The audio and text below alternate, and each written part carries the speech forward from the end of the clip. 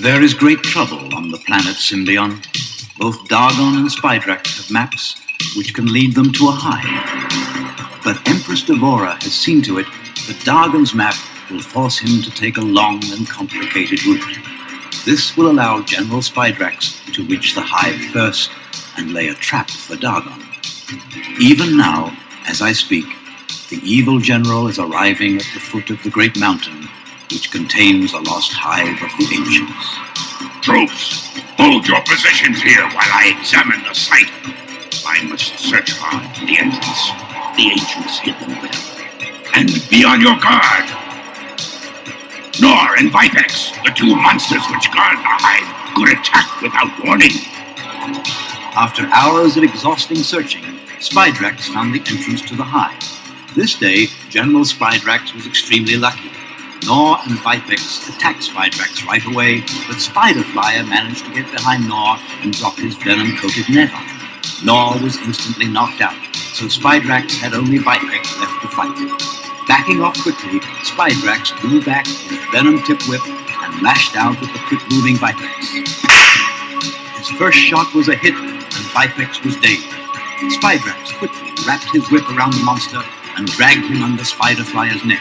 The two guardian monsters would stay unconscious as long as the net covered them, or until they became used to the venom and recovered. The map was perfect. It led us directly to the hive. But how to get inside, that is the problem.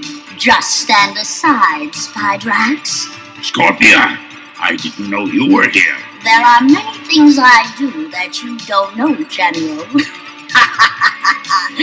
For example, I knew that you would need my help.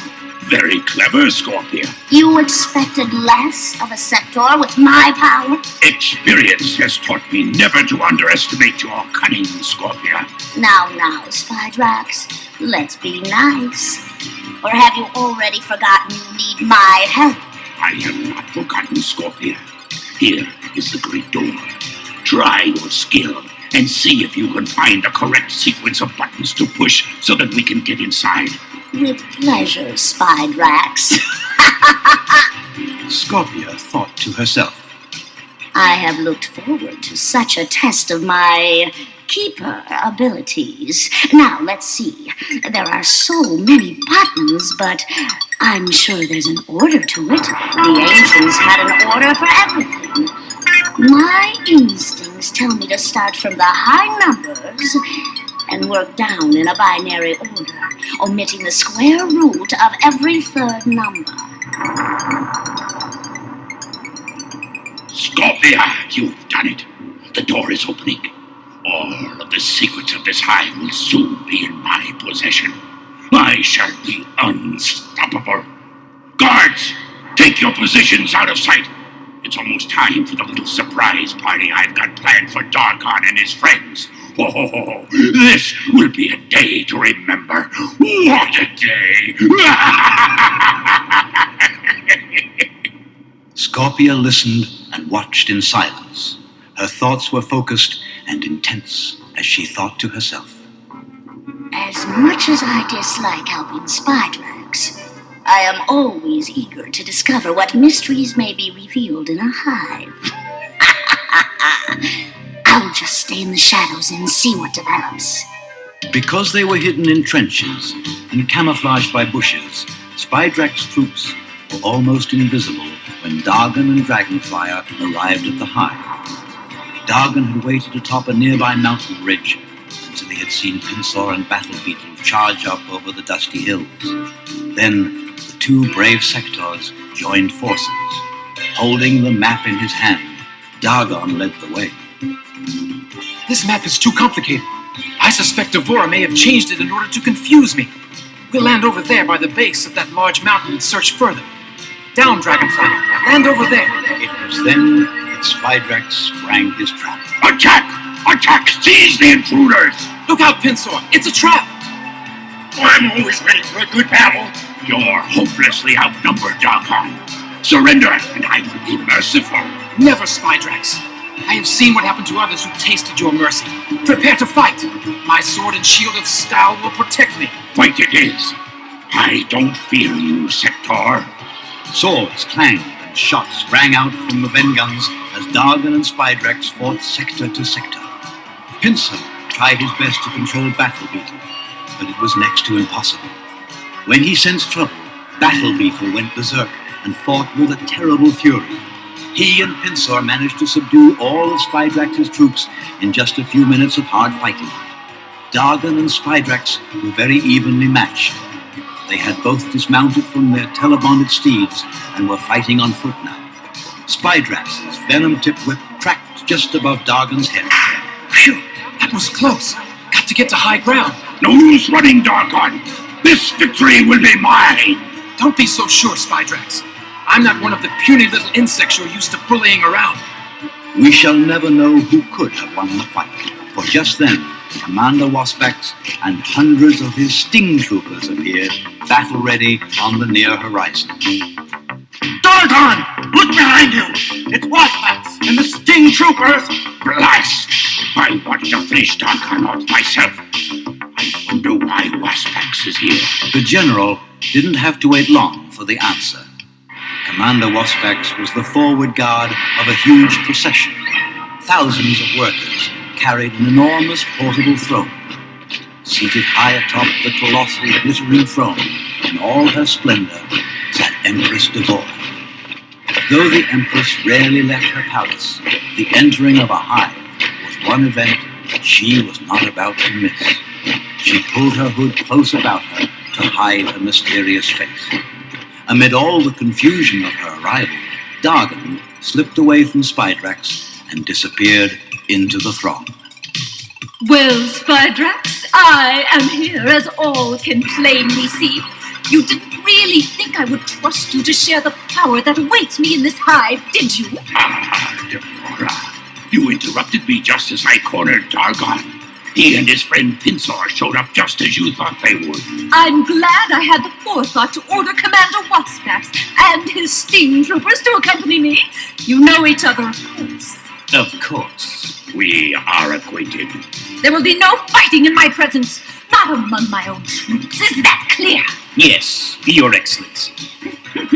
That's better. Now, where were we? Troops, seize the enemy and take them to a holding compound. Spydrax, I count 3 prisoners from the Shining Realm. Where is Dargon? General, in the confusion, Dargon seems to have slipped away. Then find him, or you and the rest of your regiment will be living on an ant's rations. My sting troopers can help. Under my command, they're well prepared to flush out rabble like Dargon and Pinsir. Pinsir, Battle Beetle, and Dragonflyer had the good sense not to resist arrest. They were hopelessly outnumbered, and they knew it. With Dargon gone, only a miracle could save them now. I see that the door to the hive is open, but where are Nor and Vipex? They are harmless now, Your Excellency. They are unconscious under Spiderflyer's venom-coated net. My, this is a great day! Oh, the luck is with us! But we must hurry. Those 2 monsters are strong and might recover under that net if they become used to the venom. And I can assure you, they would not be pleased to see us. Tell me, Spydrax, how did you manage to open the door? It was my doing, Devora. Oh, it's you, is it? You're not the only one with power, Devora. Perhaps not, Scorpia, but I am the one in control. Everyone knows how I feel about it. Of course they do, Devora. You've always made that clear. You have done me a great service. The way is clear. The power of the hive awaits me. Forward. Carry me inside. Forward, troops! Forward! You heard your Empress. Proceed at once. Dargon watched and listened to his enemies from his hiding place. Got to keep out of sight. Good thing I overpowered that sting trooper and got his uniform. We'll all be inside soon. The sound of 1,000 boots echoed within the huge corridors of the hive.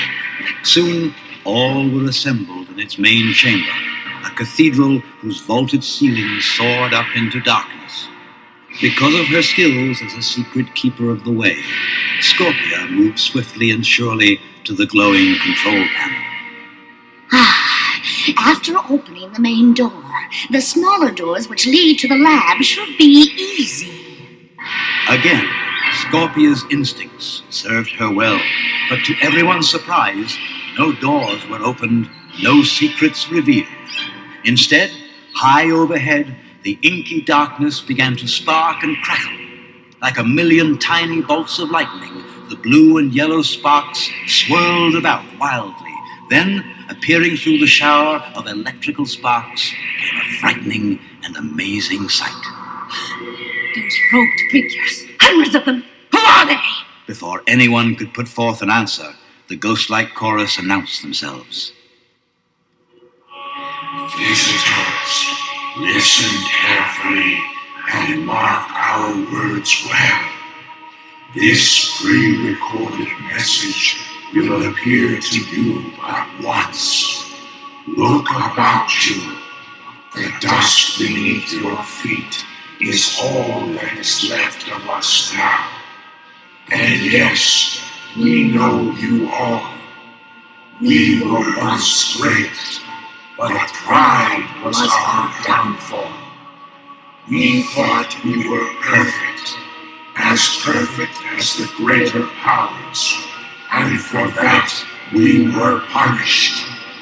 If you had come in peace, you might be allowed to leave in peace. But our scanners reveal your red eyes, a mark of evil. We know why you are here, and the blue-eyed seeker of good. There is one such among you. We regret that he too must perish. There is no other way. Our science must never find its way to your world, your time. You are not ready. Perhaps someday your civilization will advance past barbarity. But for now, you must be stopped. You have been fooled. This is not the hive you seek. We left many false clues to keep our secrets safe behind the great door. Now and for all time, you are among us. Your dust will mingle with ours. It is for the best. This we promise. Farewell, farewell, farewell, farewell.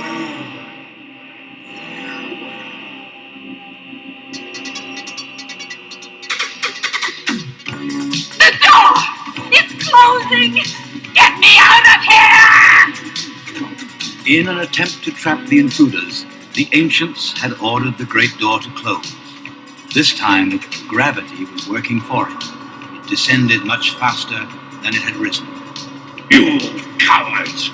Stand your ground!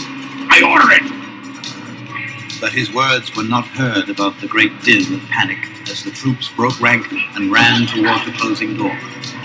In all the commotion, the venom-coated net slipped from Nor and Vipix.